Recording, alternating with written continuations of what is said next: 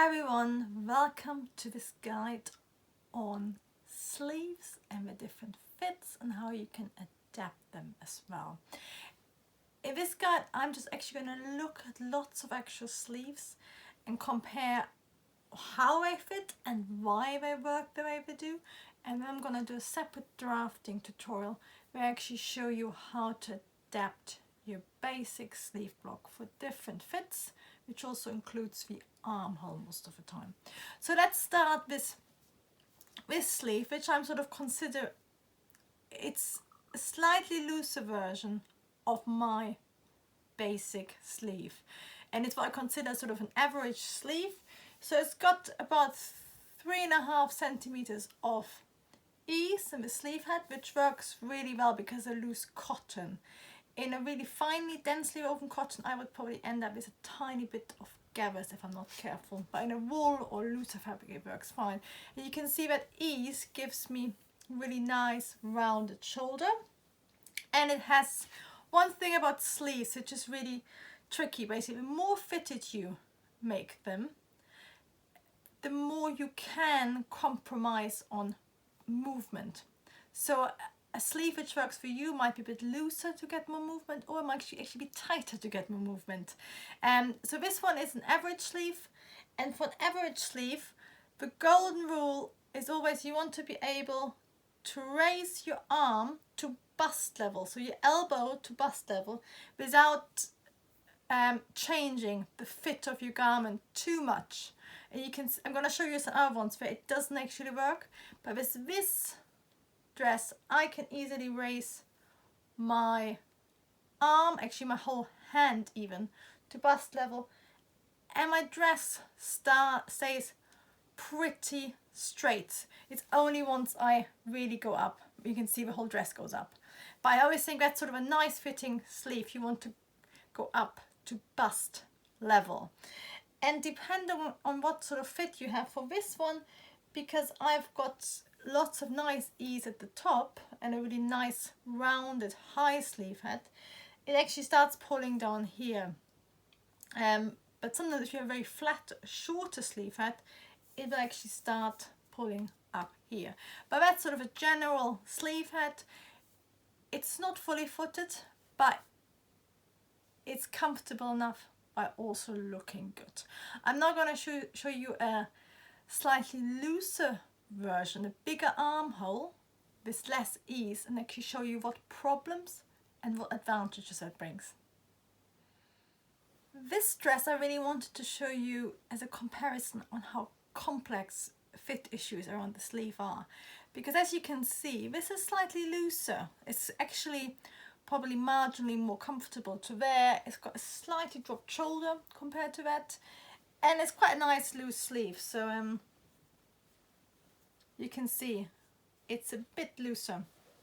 But what's really interesting is if I try to raise my arms, can you see I'm on the bust point, and already it's starting to basically pull up my dress.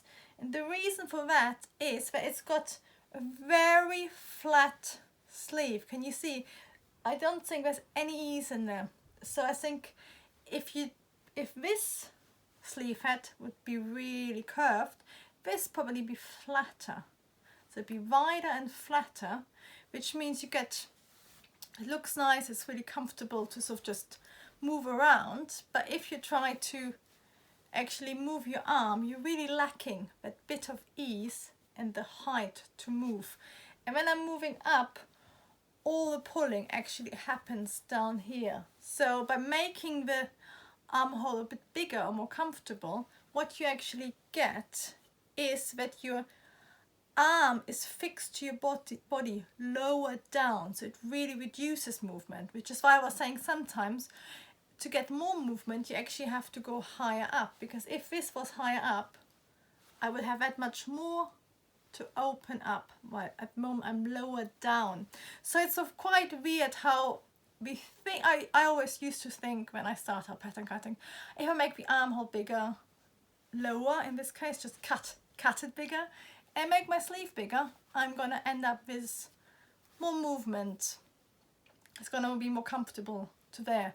But if you do it, you always really have to think is where do you make it bigger, how much, how does it impact actually, because if you make your armhole too big, it actually moves really near to your bust. So if you then have a normal armhole, you're taking away lots of movement. So you might have a slightly maybe more comfortable or looser armhole, but you're actually making it a lot less comfortable for movement. And that's always a bit of a sort of balance if you adapt your sleeve, your armhole, is to actually thinking, what am I trying to achieve? What fabric am I going to use? And also what I'm going to use a dress for. So if you want to have something you're going to do lots of movement in, you actually need to cut it looser overall.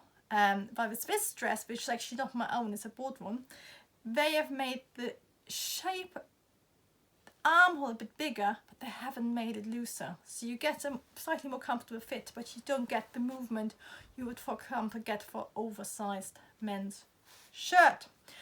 I'm now going to show you an example of a version of this dress, which is actually made looser for more fit.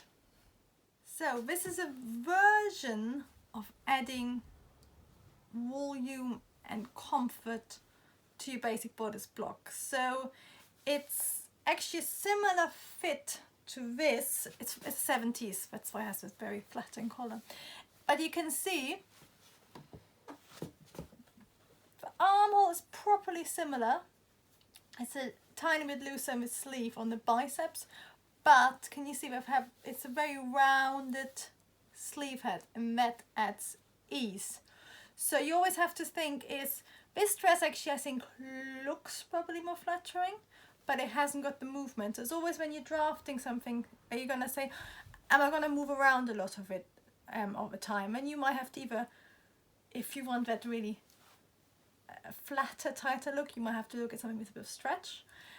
But in sort of, before we started to get stretch, if you're working in a woven fabric, as soon as you want movement, you need to add volume. And we can either take the head and the way of adding a sleeve head with more ease, which makes your bicep a bit bigger, and just gives you, you can easily move up, and I can just move everything. So that's the way of adding, and that's why if you see old men's shirts, they're actually really big because they're really loose compared by today's standards, because they didn't have stretch as we do. So you can either add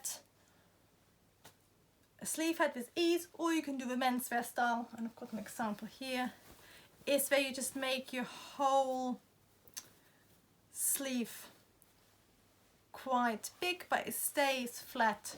So you're actually probably adding volume through here and here, and maybe at the side a bit, so your whole armhole just moves away from your body a bit, and that makes your sleeve wider, and that gives you more movement because your sleeve has more space to move.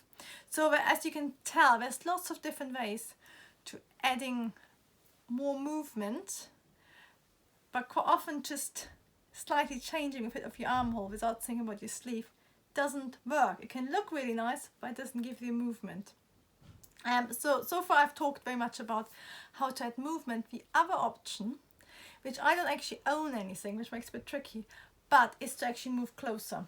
So it's when you can, I'm going to show you one example, but it's where you add, probably you make your sleeve two part, so you have it slightly curved already, and then you can make your armhole quite fitted, or you can even add a gusset for more movement. And a gusset is a diamond shape which gets put into your lower armhole, and I'm going to talk about it when we actually come to sort of grown on Balenciaga sleeves. But if you imagine, because with that sleeve, it's very much down here, it pulls. So if you open it up, you could then actually on your trowel add a bit extra. So you would make your sleeve a bit longer, and you would make your armhole a bit higher, but that of course can become quite tight. And by adding a gusset, you sort of find the compromise where it adds a bit of movement, but it doesn't become too tight, because it sort of adds volume rather than fit, if you know what I mean. Because if you add the same gusset amount to your bodice, it just makes your armhole smaller, so you get the same amount of movement but it's tighter.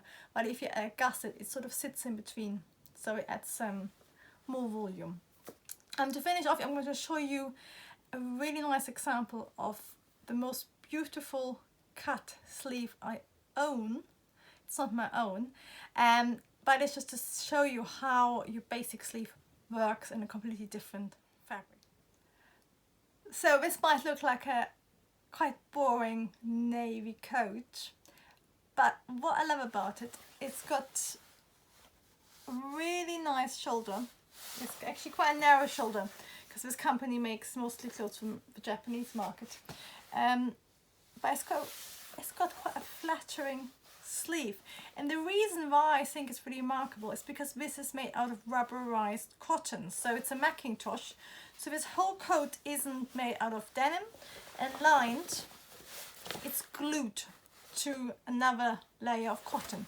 So there's zero ease in this fabric and zero give, but they have used, it's actually not one piece, it's a two-piece sleeve, but they've managed to create a nice round sleeve head and a certain amount of movement without adding any ease. And I just wanted to show this as an example, really, that we always talk about you have to add ease, you have to make your biceps bigger, but you can actually, if you really think about how your armhole works, where you need the movement, you can sort of create a sleeve which moves relatively nicely by still being quite flat. And I think that's the holy great of sleeve making. And Charles James took him 3 years, so don't despair if it doesn't work on the first try. If it took him that long, it's going to take us a longer.